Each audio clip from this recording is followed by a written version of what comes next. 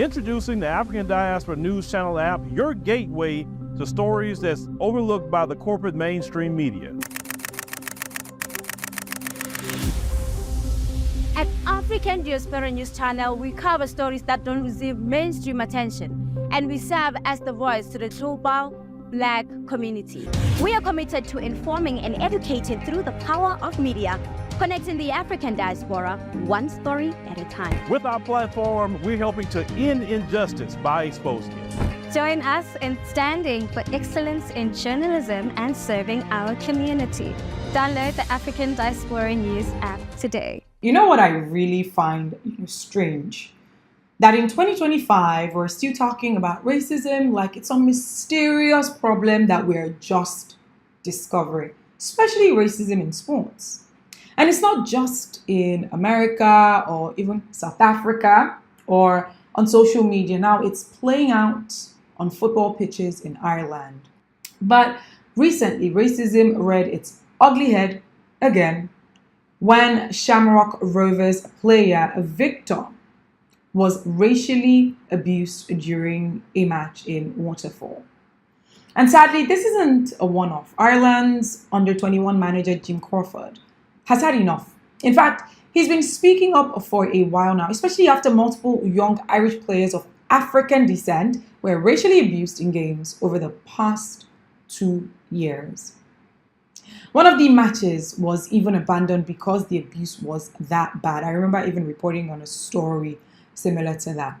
Now, here's what stands out. Crawford isn't just calling for punishment.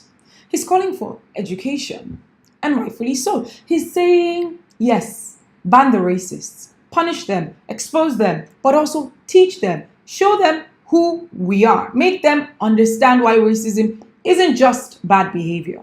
It's violent, it's dehumanizing, and it affects real lives, real careers, real futures. Accountability without understanding just breeds silence, not change, just silence.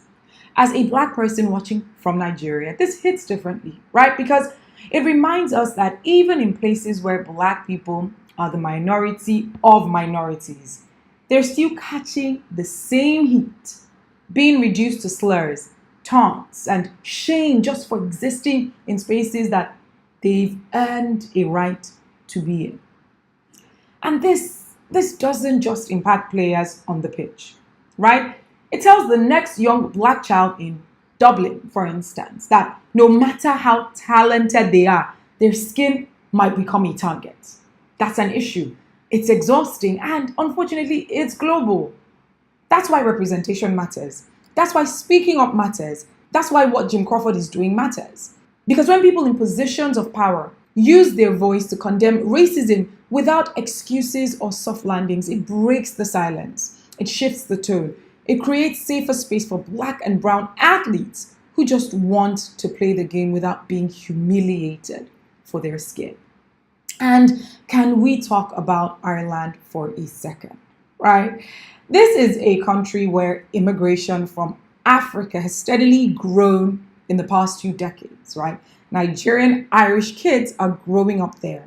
They speak the language, they carry the passport, they are Irish. So when a coach says, this is the new Ireland, get used to it, this is what it is, he's not just making a political statement, he's actually acknowledging that Ireland is changing and it has to protect all its children, right?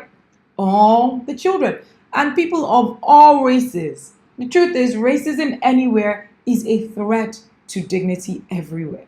Whether it's someone calling you a slur on a football field in Ireland, or throwing rocks at you while fishing in America, like I reported in the last story, or questioning your right to walk freely in a neighborhood in South Africa. The goal is always the same: to strip you of your humanity. It's never okay. But here's what they forget. We're here, we're Black, we're brilliant, we're raising children, playing football, building communities, taking over industries, holding systems accountable. Whether we're in Lagos or in Dublin or in Paris, Amsterdam, wherever, we deserve to feel safe and seen. So to Victor, who's the victim in this case, to those young Irish players, and to anyone fighting the same fight quietly in places where racism tries to hide behind politeness. Keep going. We see you, and we're going to always be here to support you and to put voices to these issues. And to Jim Crawford, thank you. Keep using your voice. Let it be loud, let it be clear, and let it inspire others in your position to stop looking the other way and to speak against it. That's really what being an ally is. My name is Ify Igwe. I'm reporting from Nigeria's African Diaspora News Channel. Don't forget to like, share, subscribe. What are your